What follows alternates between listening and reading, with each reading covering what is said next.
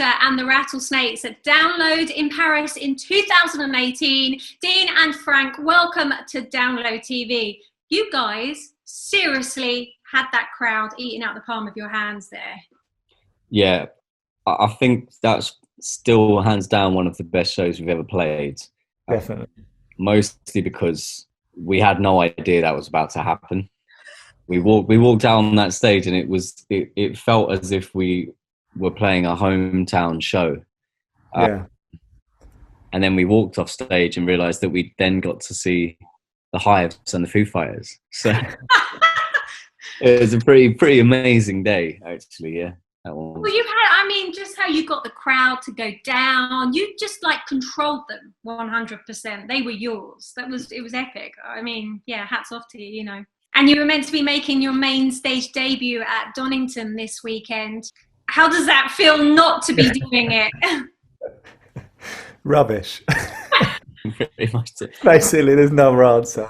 I mean, we've been having a really good couple of years. You know, we've been building slowly. Obviously, we played the main stage at Reading last year, and to be asked to come back and play main stage at Download this year it was so exciting for us, you know, with some amazing bands playing, and it just feels like I'm heartbroken, if I'm honest, because you have no idea how ready I was in the UK. Do you know what I mean? To that many people, and just really show them what we're about. And so yeah, yeah, I'm drowning my sorrows in coffee this weekend.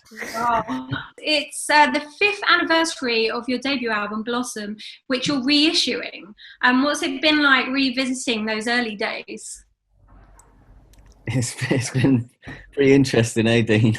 Yeah, it's been a pretty nostalgic, especially this past week. We've been like deep in it, and we did like a fan upload thing. So we've had like all sorts of images that you're not sure you're supposed to ever see being uploaded. You know when people tell you like, yeah, this was made up from blood and sweat and tears. Nothing encapsulates that more than a fan upload. What was quite terrifying was the amount of blood and sweat and tears that we lost during those years. So, but that was what the band was about. That was the very soul of the band was about leaving everything you could on stage. And if you were in the pit, leaving everything you could in the pit. And I think that's why our band has resonated, you know, so well with people. Yeah, for sure. Now, you've given us a preview to a track that has never been heard before. It's called Fire. Let's take a listen to that now. We saw the soldiers marching across our black land. And all those broken hearts filled with blood.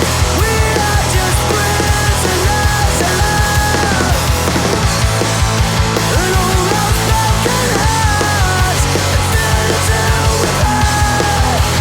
We are just love. That was the track Fire, which comes out next week. So what's the story behind that track? So when we started writing Blossom, a lot happened in a very short period of time. We were just writing and recording constantly, and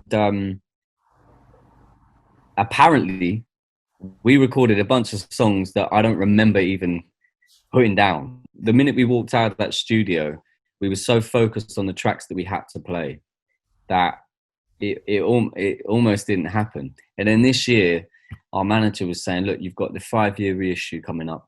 What about releasing those songs, those extra songs that you did in the studio?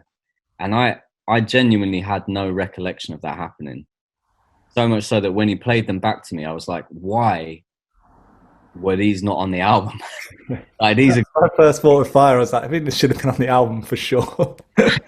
Yeah. And so, but it's one of those fortuitous things where at that time in my life, what was going on was like fairly traumatic for me. And lyrically, I've always written in a very visual, very descriptive manner. Mm-hmm. And at that time I was trying to compartmentalize my pain and my grief and my trauma in the only setting that I could imagine, which just happened to be the end of the world, right?